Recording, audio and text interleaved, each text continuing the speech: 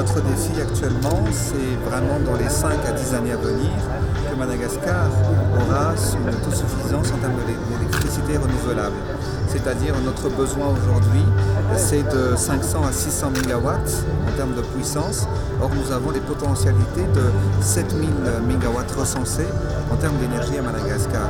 C'est pour cette raison que nous cherchons un partenariat avec les investisseurs ou des pays pour pouvoir atteindre notre objectif. Car doit utiliser effectivement l'énergie renouvelable à travers l'hydraulique, l'éolien ou bien évidemment le soleil. Mais est-ce qu'il faut retourner avec ça? Nous sommes toujours ouverts aux investisseurs, donc nous sommes là pour faciliter et accompagner les investissements.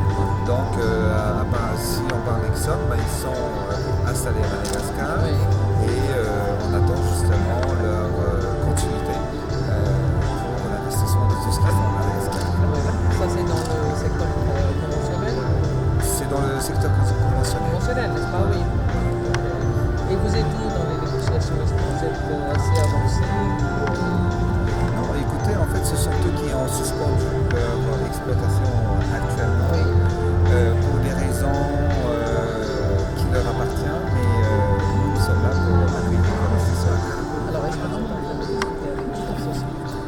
Il y a beaucoup de sociétés qui veulent investir à Madagascar, parce que, comme vous savez, Madagascar, c'est un grand pays qui a beaucoup d'investisseurs de potentiel.